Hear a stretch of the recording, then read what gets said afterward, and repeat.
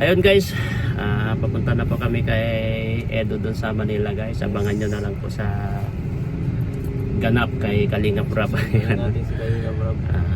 Ayan po, dalawa lang po kami guys, no? First time ko ito magbiyahe. Yeah. Dalawa, magkalinainan na lang kami dyan kapag pagod siya mag-drive.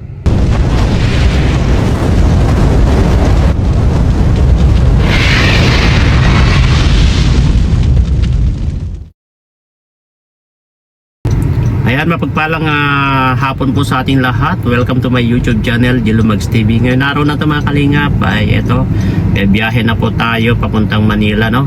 At siyempre kasama po natin si Kalingap Edo. Guys, bale, andito po kami ngayon. Paalis na po kami guys. Yan, nandyan, dadaan muna kami dito. Bumili na ako ng guys. Hanggang pa sa loob si Edo. Bumili na ako ng tubig namin. Bumili na ako ng tubig namin guys sa Kapukari. Kailangan namin sa daan yan, saka tubig yan, dalawang tubig. Ito, lagay ko muna yung Pukari ko dito. Siya naman, bigyan natin mamaya siya. Labas nyo guys. Kasi may ginawa lang din siya dyan sa, nauna na ako dito. At bumili lang din ako ng soft drinks na namin guys. At eto guys, halinhinan po kami na mag-drive siya muna dito kasi tayo, alam naman natin doon, kabisado naman natin doon sa area. Kailangan natin gumamit kami lagi ng mga bypass para mabilis kayo makarating. At ayan o, sino nakakaalam dito guys. At paalis na po kami. Ayan. Ito kami guys o. Ayan lang. Hangin tayo.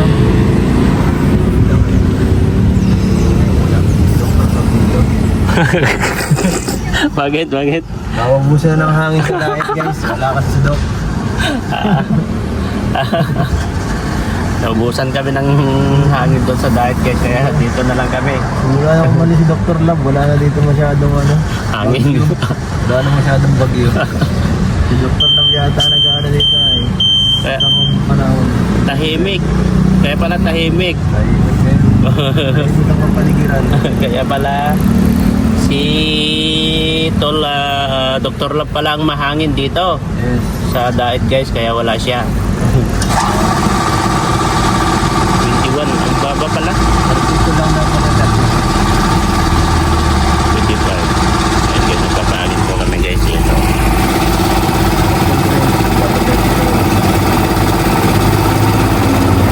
Kaya ang 29 guys. Grabe. Grabe yung biyahe talaga lang. 10 hours guys, 10 hours. 10 hours, pero madali lang nito kapag nandun na kami sa, kasi ang problema lang dito sa area dito, traffic. Dito sa parte ng Gumaka, Quezon, dyan ang traffic. Pero kapag nasa kanan na tayo, Lucena, Santa Rosa, wala, rough road yun. Doon tayo magtatagal sa rough road. Kasi hindi mo naman na pwedeng routine yung mga sasakyan mo kung rough road ay kawawa ang sasakyan mo. Kaya dyan lang sa part ng Gumaka, rough road guys. Pero pagdating naman sa Lucena, ganun guys, wala na, malinis na ang kalsada. But, safe driving. Mga pogi points lang ba? Yung motor ko nga kahit sabi mo, minsan hindi ko rin nakikita minsan yung butas. Araw na yun. Minsan kasi yung dinadaanan, alimbawa, sinusundan ako yung sasakyan. Minsan pag sunod ka ng sunod, mabubulaga ka na lang. Yun yung matindi, yung nabubulaga ako. Yung pala, butas pala. Yung sasakyan, walang problema yan kapag kahit butas yan diretso yan. Mga 2 metro lang biglang, butas. Butas. Pwede mag-ganon, Wala na. Kaya ang mangyayari guys, diretso ko na, bag, sabi na ay, buti medyo matibay-tibay yung shock yung motor ko sa unahan, pero ewan ko, papaayos ko din yan. Kasi talagang lumagabog latok, sabi niya. Yun ang masama. Yan ang nabubulaga tayo guys minsan. Kailangan natin talaga naman. Araw pa yun guys, di mas lalo na kapag gabi. Pag Kaya gabi kasi ito medyo madilim sa akin ito. sa kanya. Kaya ganito nito ay. Ito, Oo, kaya ay dapat medyo. sinakto ko na talaga na medyo maaga tayo magbiyahe kasi Oo. mahirap. Madilim sa gabi to. Pero malakas naman ang ilaw niya. Parang May style ilaw yung din. parang yung style yung sasakyan ni ano to? Ni Redsin. Salamat. Okay na po. Salamat po. Basta ito kasi kahit may kahina rin ilaw, di ko mapapalagyan. Parang style yung sasakyan ni Redsin guys. Kasi yung sasakyan ni Redsin is masyadong matindi itong kanya, windshield niya. Itong unahan. Kaso lang naman, malakas naman ang ilaw. Kaso mahirap pa rin. Parang madilim. Madilim. Dahil sa akin. Pero sa awa ng Diyos naman, naibiyahe namin sa Baguio yun . Nasagsag ako ng doon pagdadrive kasi ayun guys, maghanap kami ng kung ano-ano na lang ang mahanap namin doon. Kasi wala kaming vlog. Wala. Kahit ako, wala akong vlog ay. Reserve ako na lang ngayon. Dalawa na lang. Dalawang vlog. Ano pa kaya mangyayari doon sa dalawang vlog na yun? Baka hanggang Biyernes lang yun. Sa ilang days tayo. Lunes pa lang ngayon. Bukas palipas ako ulit isang araw. Tapos Miyerkules upload. Tapos Biyernes upload. Live lang. Maghanap tayo doon ng Mamimigay na lang ako doon. Wala dito sa likod. Sige, pasok muna. Mamimigay na lang tayo. Maghahanap kami guys, mag-i-scout pala kami doon. Pwede mamaya. Mamaya pagdating natin Sa stop over pwede rin. Oo, yan sa mga di ba naalala mo yung kay Kuya Bal? Yung batang nakahiga? Di ba inampun na yon? Inampun na ni Kuya Bala yung nandun sa Lopez sa Lopez na May power familiar nga ako. yung bata, di ba? Nandun na yon. Oo. Inampun na ni Kuya Bal yun. Nandun na sa Gumaca ngayon. Yan, mga tricycle dyan. Meron pa ba dun? Meron pa sa Lopez? Sa Lopez na. Lipad? Oo.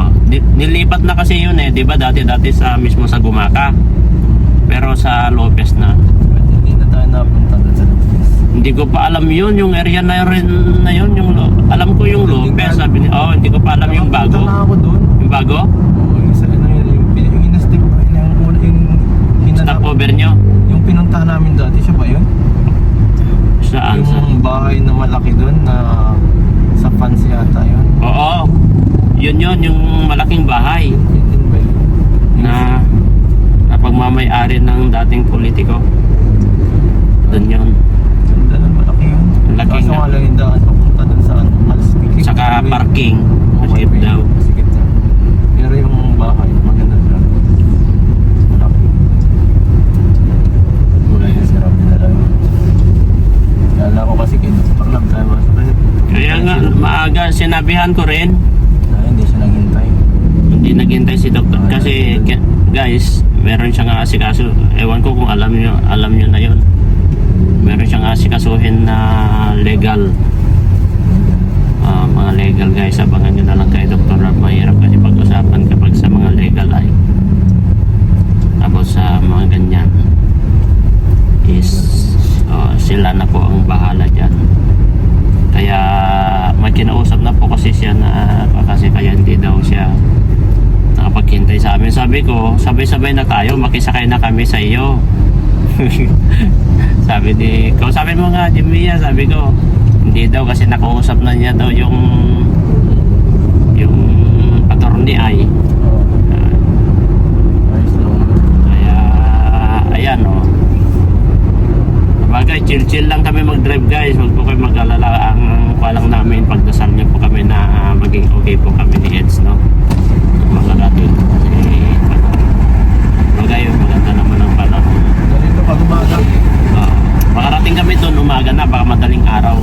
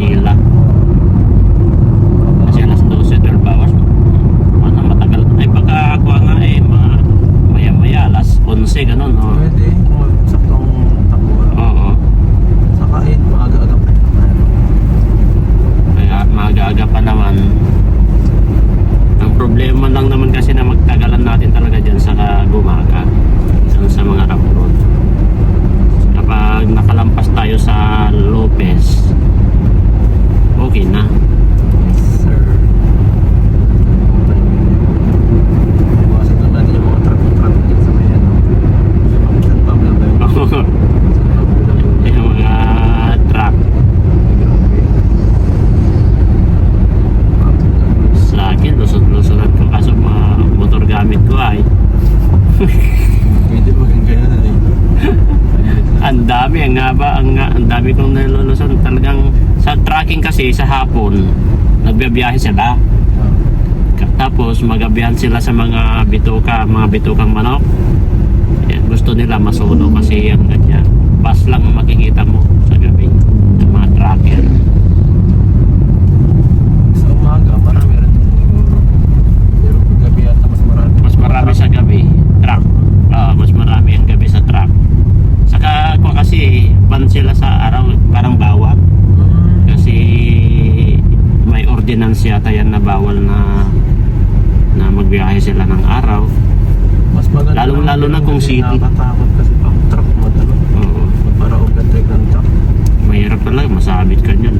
Lalo kung mga motor lang Dahil gano'n. nung nakaraan nung madisgrasya tayo, truck din naman ang may dahil.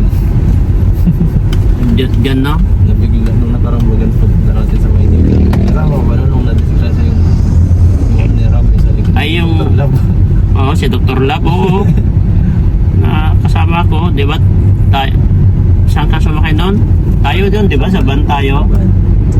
Napasubsob muna tayo konti dahil, pero malayo tayo, ganito kalayo pero napasubsob pa tayo, no? That's nga safe to. Maliwanag pagising pa ang mga driver. Ganito. Saka kagandahan sa araw, Eds, yung liwanag, side by side pa. Hindi tulad sa gabi kasi, ang liwanag mo lang nasa harapan. Pero ang dilim, paligid mo. Pero sa araw kasi, lahat yan eh. Kita mo, liwanag lahat eh. Umulag ako minsan eh, pag sobrang din. Oo.